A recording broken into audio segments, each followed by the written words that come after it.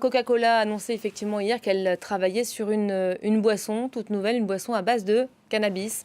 Aline, vous nous en parlez, peut-être déjà nous dire pourquoi la multinationale américaine se lance sur un tel marché. On le voit, la libéralisation, elle se fait dans de plus en plus de pays. C'était l'Afrique du Sud hier, c'était d'autres avant cela. Alors pour Coca-Cola, c'est une question tout simplement de survie et de croissance. Regardez les raisons qui poussent au fait d'aller vers ce marché du cannabis.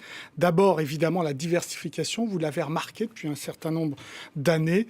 Coca-Cola va sur les thés, va sur le café, va sur les jus d'orange, sur les jus de fruits, les eaux, etc. Donc il est important pour elle de se diversifier. Ensuite, le marché est prometteur, celui du cannabis mélangé aux boissons. Et enfin, donc, on a appris hier qu'il y avait en ce moment des relations. On étudie ensemble avec la société Aurora Cannabis, qui n'est pas n'importe qui, c'est une société canadienne bien installée, 9 milliards de dollars canadiens de valorisation en bourse. Qu'est-ce qui se dit ? Il se dit qu'en gros, on est en train de travailler entre Coca-Cola et ce Canadien sur un espèce de cannabis light qui serait présenté comme une boisson thérapeutique qui vous permettrait de soulager vos inflammations et vos différentes crampes. Donc on n'en est qu'à l'étude, mais c'est-à-dire que Coca-Cola s'intéresse en effet à ce marché. Alors, le marché du cannabis, est-ce qu'il est si prometteur que ça finalement ? Regardez, c'est une véritable ruée sur la Marie-Jeanne, qui est le nom français du cannabis. Regardez, les grands brasseurs actuellement. Constellation Brandt a investi récemment 4 milliards de dollars dans Canopy Growth, qui est une grosse entreprise aussi canadienne. 38% donc, du capital est maintenant dirigé par Constellation Brandt. Molson Coors aussi a un lien avec un autre Canadien pour là aussi réfléchir à des boissons à base de cannabis. Heineken et Canacraft encore canadien, a sorti récemment une eau pétillante infusée au cannabis. Et enfin, Guinness, le géant irlandais. Voilà, Guinness, le géant irlandais, réfléchit aussi avec qui ?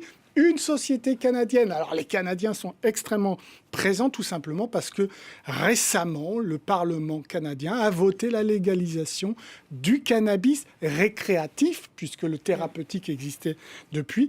Donc le marché a été lancé très tôt au Canada, une centaine de producteurs.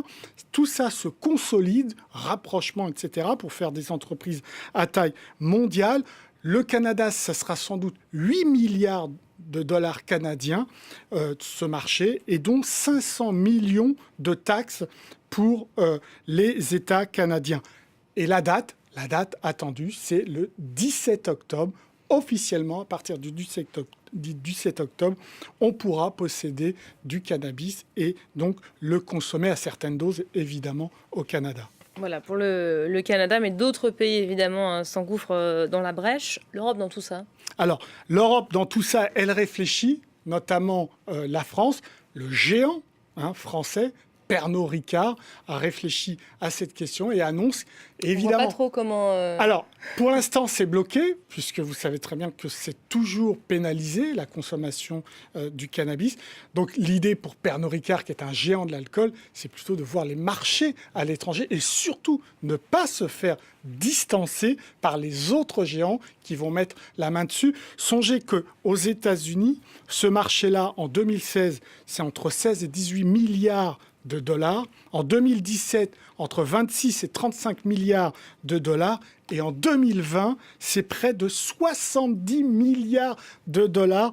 Donc, vous imaginez bien qu'une entreprise européenne, Pernod Ricard, un des leaders, ne peut pas laisser cette manne uniquement à ses concurrents. Voilà, tout a gagné en tout cas pour essayer de te tailler une part de ce beau gâteau. Merci beaucoup Ali Laïdi, c'était donc notre chronique du jour en Coca-Cola qui annonce travailler sur cette boisson à base de cannabis. Alors,